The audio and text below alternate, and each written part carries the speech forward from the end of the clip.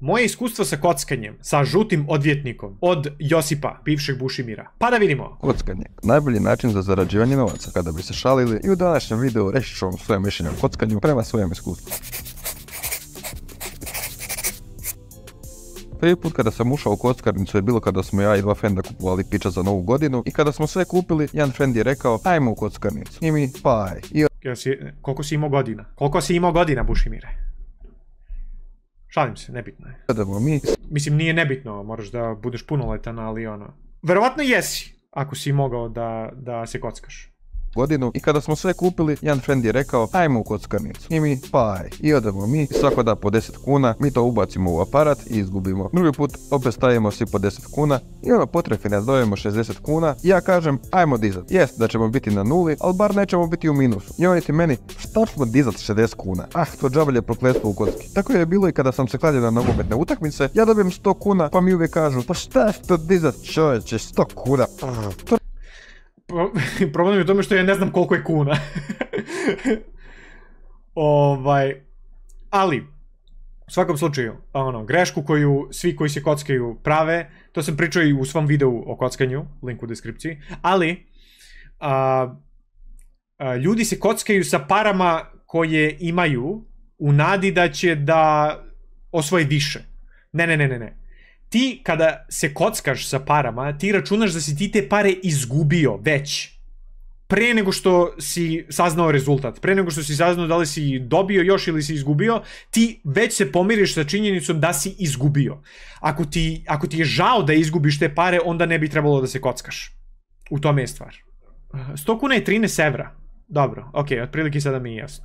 To razmišljanje je toliko idiotski da vam to ne mogu opisati. Znači bolje da padneš nego da digneš to malo jer je sramota. Takvi ljudi su kao one osobe koje misle da su frajeri jer su zapalili cigaretu ispred škole i znam da će se moji frendovi ovdje pronaći, ali briga me. I na kraju išli mi dalje sa 60 kuna, tap i normalno. Prokockali sve, znači vjerujte mi, uvijek dižite kada dobijete i sada će nam gost u današnjem videu žuti odvjetnik ispričati svoje iskustvo. Moj savjet je da se uopšte ne kockate. Ne treba vam to u životu. Ako ste imućni, ako imate para na bacanje, onda radite što hoćete, ali ako nemate para za bacanje, onda nemojte to raditi sebi. Isto važi i za ove cigare koje je spominjao, ne treba vam to u životu, trošenje para, loša navika, neprijatna navika i za vas i za druge, dobro, možda ne za vas, ako vam se sviđa, ali za sve oko vas, verujte mi. Ali da čujemo žutog odvjetnika. Prije par mjeseci sam bio u Rijeci na školskom putu i bilo nam je dosadno pa smo ja i par frendova otišli u kasino, a da vjerujem da je točnije majku tamo. I ja sjeo na rulet, odigrao malu seriju 5 eura i to mi je palo. Nakon toga sam igrao većinom boje i tucete i kako je vrijeme ulazilo tako nekako je moj novac odlazio s njim. I nisam se niti ukrenuo, a bio sam 50 eura minusu. Tu su moji frendovi već prestali igrati i gledat mene. 50 evra? 50 evra? Išao je sa školom. Šta je rekao, na ekskurziju, gdje god daje. I 50 evra potrošio na kockanje. Meni to bilo glupo. Kada, recimo, idemo negdje na ekskurziju, nebitno je, i roditelji nam daju džeparac, jel te? I ljudi uzmu i kupuju gluposti, kao, imam pare, koliko god da nam daju, imam 100 evra, sad ću da kupujem razne gluposti, suvenire i tako to. Ja sam uvek razmišljao, kupit ću samo ono što mi treba, ostatak ću da sačuvam i odnesem kući i to će da bude moja zarada, da kažemo. I ide u moju kasicu. I ja sam tako zarađivao.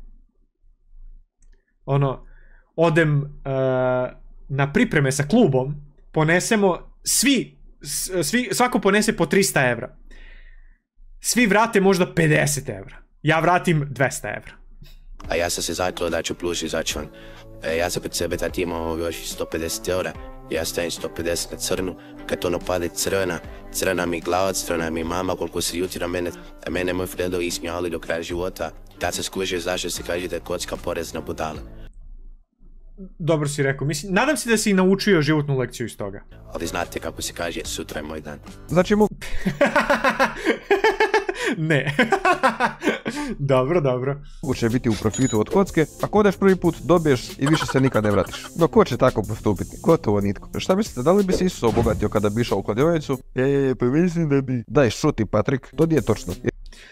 Isus bi mogao vrlo lako da se obogati tako što pretvara vodu u vino i onda prodaje to vino. Sipa česmovaču, pretvori u vino i to prodaje. Zar ne? Jer Isus ne bi išao na takva mjesta. Sljedeći put kada sam išao u kockarnicu sa 2 frenda, ja sam dao 1 euro, a oni su svako po 2. I nije nas baš nešto išlo i sjećam se da smo većinom tukli po crnim kartama, kao imaju dobar osjećaj za nju. Ali pogađanje te crne ili crvene karte su jedino što ti preostaje kada imaš tako mali ulog. Na kraju smo imali čak i sreće s tim kartama, ali dalje ništa, brate. Slotovi nas nisu išli, brate, šansa da s 5 eura dobiješ neke veće pare je manja od 1. Inače, slotovi su najgluplja stvar koju možete da uradite u kladionici.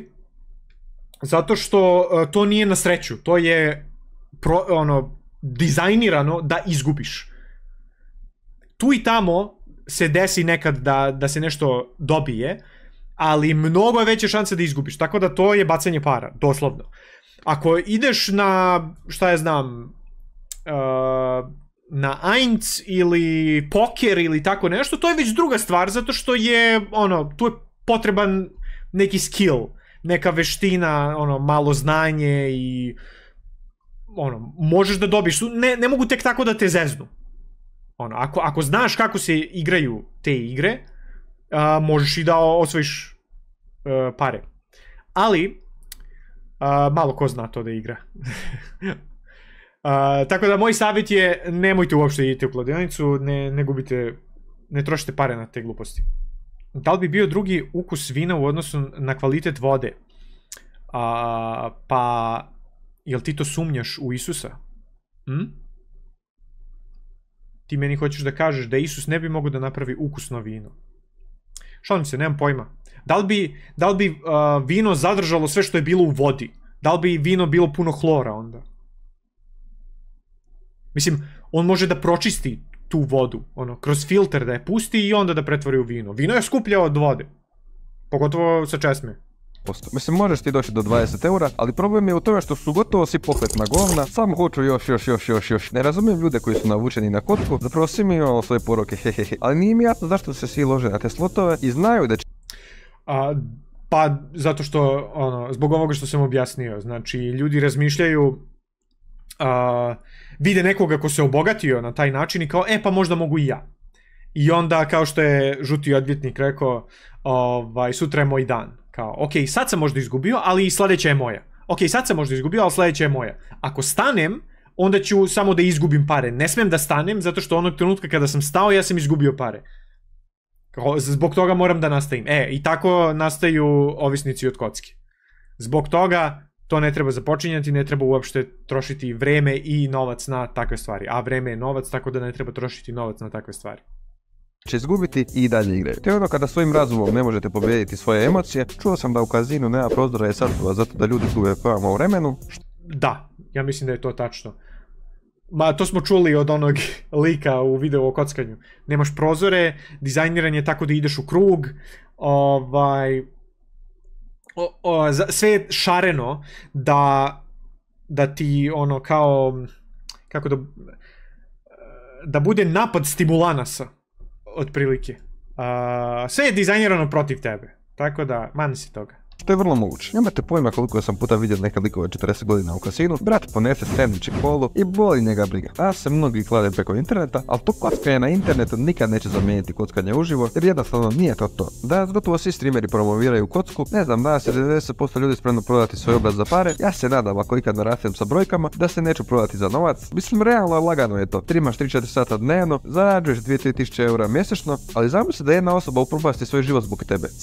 Dobro si ovo rekao, znači ti streameri, oni najveći problem samo razmišljaju o sebi. Oni su plaćeni da to promovišu, to je njihov posao, nije njihov posao da igraju, nego da to promovišu. A ko će da strada? Stradaće oni ljudi kojima je to promovisano i koji iskoriste njihove kodove, linkove, šta god. Oni neće pobediti. Streameri možda i hoće, ali će biti namešteno za njih da pobede da bi kreirali lažnu sliku o tome da je moguće pobediti. Tako da Zbog toga njima nije problem da po ceo dan, svaki dan vrte te slot mašine, zato što koliko god oni izgube i dalje su u plusu, zato što kao prvo plaćeni su za to, kao drugo može se nekad i desi da pobede, samo da ne bi izgledalo kao da non stop gube. A kad kažem možda se nekad desi, impliciram da je namešteno. Samo jedna osoba, ti si odgovoran. Po Bluffim je on je kriv je istina, ali ti si doprinio u tome da se on navuče. Po Bluffim je i biti kockao, priznaj. Samo je problem tome sam nikad neće doći do 10.000 subscribera. A kamo li mislim toga? Nikad ne znaš, život je nepredvidiv. Bez obzira na sve što sam sad rekao, moram vam priznati da su mi ovi božićni slotovi baš prekasni. Ko da igraš neku igricu? Pa da, zato je tako i dizajnirano, da izgleda kao da igraš igricu.